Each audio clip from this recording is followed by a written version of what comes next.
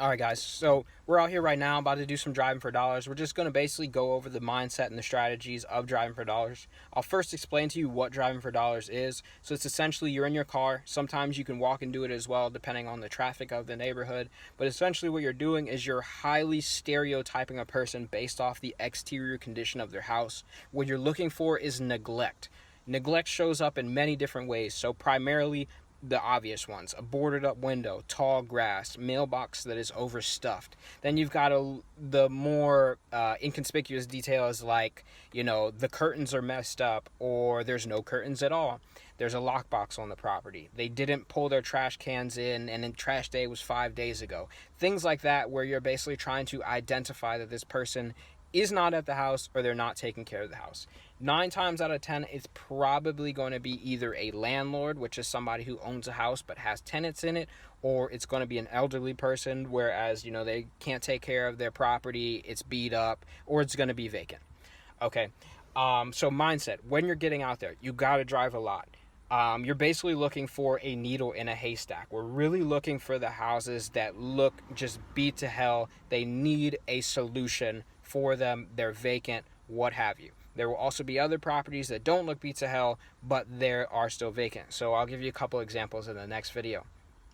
In terms of actually driving, don't be afraid to drive up and down the street more than one time. There's going to be a lot of information that you take in, especially with row houses or houses that are really tightly compact together. You're going to miss details. So number one, go slow. Number two, if you feel like, you looked at the whole left side of the street, but you missed a bunch on the right side of the street, do not be afraid to turn around and drive back, because you're going to miss something, and there's very minute details of certain properties that if you pick up, you might catch something that no one else was able to see, and then that's a possible deal and an opportunity for you to get paid. When you're driving, the app is on your phone, so obviously you are doing more or less texting and driving, so you need to be very careful. That is why I stress that you drive extremely slow, 20 miles per hour on tight streets. Don't be gunning it down the street, because if you crash somebody, it happens all the time. There's been many times where I've almost crashed my car looking over here while still driving, while typing on my phone. So just be very careful. If you can, take somebody with you, your girlfriend, your husband, your wife, your kids if they know how to use a phone. You can tell them what addresses to point out, and they can pin it into the little app. I cannot tell you how helpful that is, because then that allows you to focus on driving, and you can also kind of pick up things without having to worry about necessarily slowing down or crashing the vehicle. Alright, so you see right here the dashboard. The most important thing on the dashboard is basically your metrics. You can see really quickly firsthand how much you've done in a certain time period. Right now it's 4 weeks. You can do a custom filter. Or when you go to the menu, you go to the map button, and this is what your map where you'll be working at. You can see right now, you can see the addresses. You see that it follows you around kind of like Google Maps, except the difference is it has addresses. When you zoom out, you see they're gone. You gotta zoom into a certain height for it to pick up the addresses. When you click on them, what it does is it pulls up the owner address information, but it does not add them to the list. I'll show you in a second how to add them. So right there on the bottom, you'll see there's a add property owner button. And essentially what that does is allows you to pick up and drop a pin on a house. Once you do that, you'll drive around the neighborhood and you'll look for more addresses when you're ready to drop another pin. In this example right here, I'm just going to show you how to do it if you had addresses on your phone. You'll go ahead and pull the address. You'll take it over, and I just want to show you that basically it's geo-tracking based off Google Maps. It'll autocomplete, so just pay attention you're picking up the right area when you drop in a pin like this. So I'm going to scroll through and just pick one, an absentee owner one, just because we like those. You can see right here, just look for the person in the world. You have their information. And when you're ready, you click something in the neighborhood. You click add property. So I'm just looking for one I like. Alright, so right here, you'll see I just clicked that button at the top. It said add property. That's if you're inside of it. Right here, it shows you the owner's information, their mailing address right there. You scroll through, it tells you a little bit more about the property, when it was built, when they purchased it. And the most important part at the bottom is tags. And you will hear more about tags in other parts, but here's exactly what we're tagging. These are the distress factors. So P0 means it's high priority, vacant, obviously vacant, gutters falling off, elderly, etc., etc.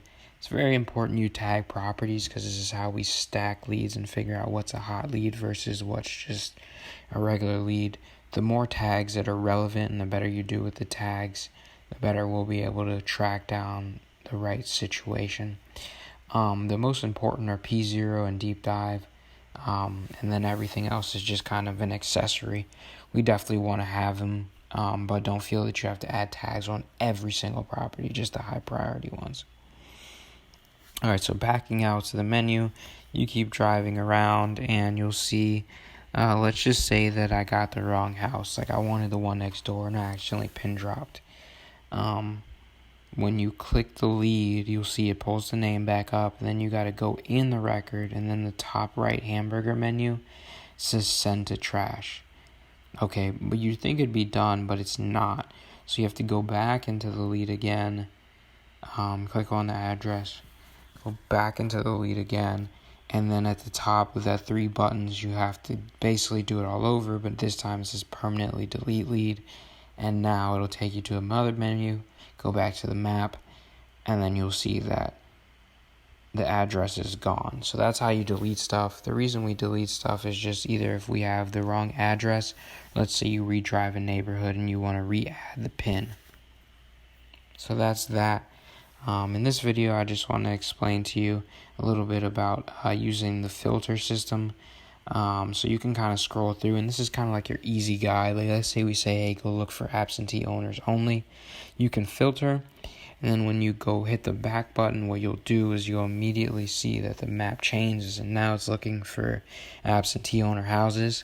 So as you're riding by, you see, 104, okay, this is obvious, pin drop. The green ones, I don't know if they're in-state or out-of-state, but basically green and purple. One's in, one's out-of-state. Another thing to remember, there you can see the mailing address. Another thing to remember about these filters is they are stacking. So if you add another thing like is vacant, it's also looking for vacant absentee owner. So you'll see those absentee owners are now gone because the property is not vacant. So just if you're not finding what you're looking for, go back to the filters and just make sure that you're only filtering for exactly what you're looking for on the map. So that's that. But there's some other things you can filter by here as well. Just a couple items you can scroll through as you want. But typically we're not asking you to filter. We just want you to go find bad looking properties. Sorry. Alright guys, so we're out in the field right now. I'm about to do some driving for dollars. I've actually got Aaron here with me. He's going to do some of the recording so that I can spend some time explaining and I don't have to worry about crashing. But 9 out of 10 times, like I said in the last video, I'm going to be alone. So you definitely want to focus on driving slow. But right now, where I'm in the back of a neighborhood, a nice little suburban neighborhood, the houses are separated from each other. What we're specifically looking for, more or less, like I said in the last video, is distress. Elderly people, tall grass, vacant properties, properties that are beat up, tons of junk, things of that nature that just basically jump off at the page and say, hey, you know, this person would likely sell their house and they would sell it at a discount, not with a real estate agent, because somebody would not move their son or daughter or their small family into this house. So right now we're about to head up the street, so you can look that way and look out the window. So look up in that corner right window and that main window on the top floor. You can see that the windows are covered with plastic bags and trash. So number one, either they're covering up the windows because they can't afford the curtains, or number two, they're using it for basically utility efficiency. So that almost automatically speaks to me like an elderly person. On top of that, if you look at the landscaping and the grass, what you'll notice is that they're not really taking care of the property. The bushes and shrubs are pushed back. Now this one, when I see it, I would categorize this as a P0. And what a P0 essentially means, more or less, is a property that we need to focus on. It doesn't have enough messed up characteristics about it that we need to do a deep dive, but it does have enough characteristics that we can say, okay, there's a likelihood that either it's vacant, this person is elderly, or what have you. So the way we categorize P0s and deep dives is basically they have to have 2 or 3 of those characteristic filters. So number one, the the tall grass, number 2, the fact that they're elderly, and number 3, the messed up curtains. Those are 3 factors that stack on top of each other, and now we see, hey, this is definitely one to focus on. So that's 2140. We'll push on to the next house, which is this one. Now this one, I would mark it as a P0. Look how tall this grass is, okay? You almost can't even get into the door. That's how high the bushes have grown, okay? Now, if you look up in the top middle between those 2 windows, the gutters are falling, okay? That's another example that, hey, you know, there's not anyone living in this house. Or if they are living in the house, they obviously don't care too much about it. So I would definitely recommend pin dropping. So I think that's almost all of them for the street, but that's essentially the name of the game. These are like the obvious characteristics that you're looking for when you're going out driving for dollars, is the immediate neglect. Now obviously there's family houses and other houses that you want to focus on while you're doing it, but those are the main ones. How you doing? People love looking at you. All right, let's look at this house right here, actually. This one we could deal with some work. Now this one that you were originally looking at before, clearly an elderly person. I can tell by the windows. The windows have not been changed in a lifetime. Especially those upstairs windows, as you start looking at the curtains around the windows, you can tell it's not in that good a condition. All right, cool. Bring the camera back to me. All right, cool. So another thing that I always do, and I mean, this is up to you. I drive a big truck. I've got really large tires. I drive alleys. Alleys are great because what they do is they allow you to see everything that the people don't want you to see. All right, so you imagine people really care about giving off a certain front when you're looking at the front of their house. But if you go in the backyard of houses, you can see all the trash, all the neglect, all the grass that they're not taking care of because it really doesn't matter. So obviously be careful riding through alleys. You definitely don't want to do it in the ghetto. You definitely don't want to run over nails. But look at, like, if you look at all these houses, you know, I'm riding through the weeds right here. But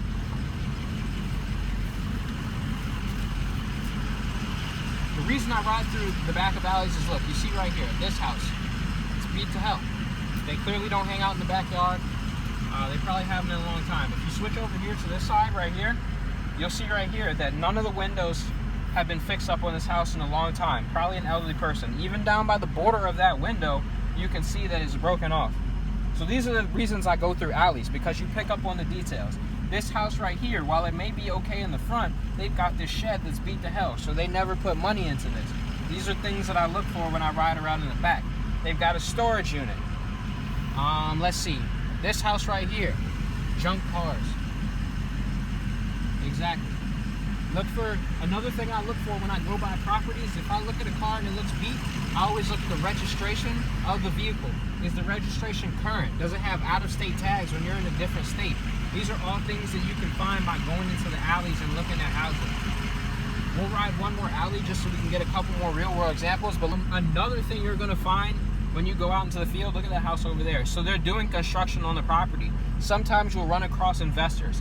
I pin drop investor houses or houses that are being fixed up too, because you never know. Sometimes projects fail. We have no clue how long that property is being fixed up. Maybe it's somebody who's going to bring it to the market too. So I pin drop those. You don't always have to pin drop those, but the reason I pick up something like this is because you can see they got a lot of junk going on. Okay, a good deal of it.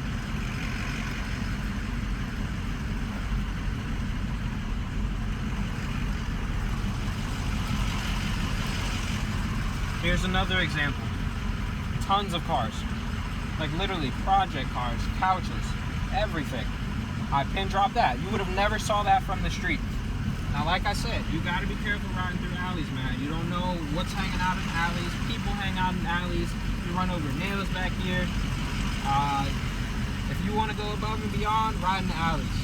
You want to find what other people aren't finding, ride in the alleys. Let me see if I can find another good example. Alright, cool. This house right here, it's got solar panels on top. 9 out of 10 times, I'm probably not picking up a house with solar panels unless it's got destruction to it. So this one has got clear destruction to it on the garage. They're either fixing it up or it was a failed project. I'm gonna pick it up because it's boarded up. Another house, beat up from the back.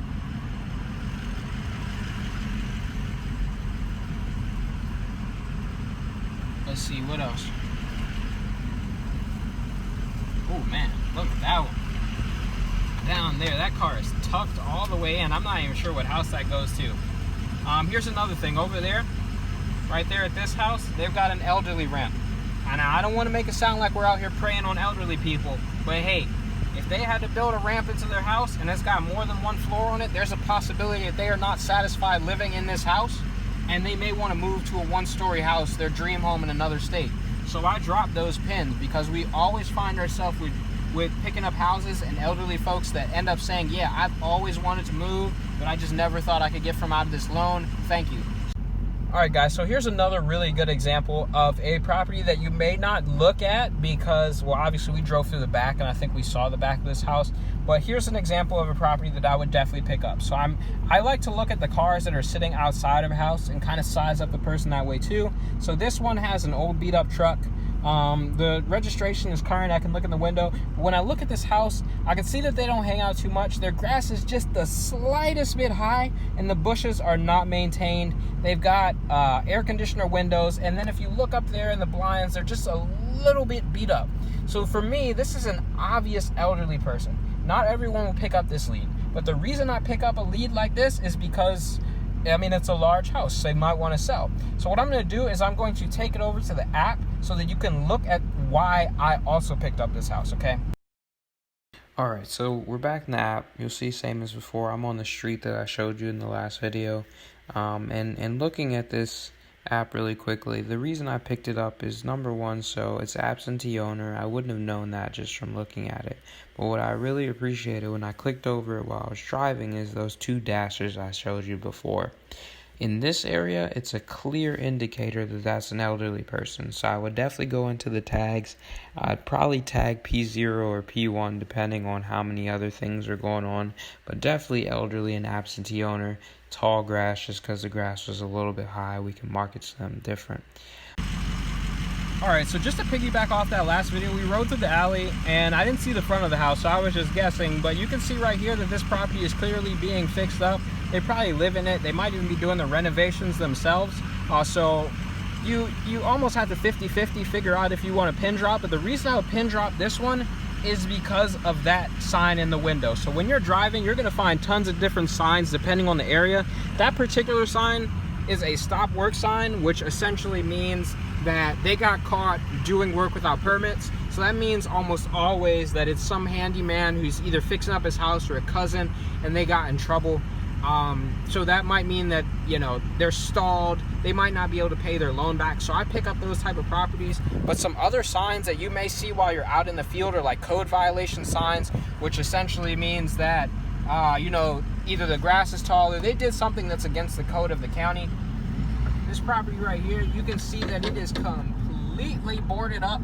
On top of that, it's got a green sign and then 3 white signs. What those white signs mean in our area essentially is that the property is condemned. The county has gone and they've realized what's going on with this house and they said nobody's allowed to enter this house.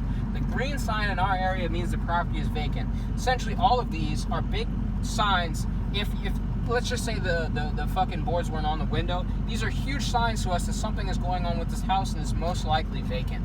Okay, now aside from that, the boards on the window, we want to pick those up every time. It doesn't even matter if there's an investor. If the windows are boarded up and nobody's actually actively working on the property right there, we want to pick something up like this.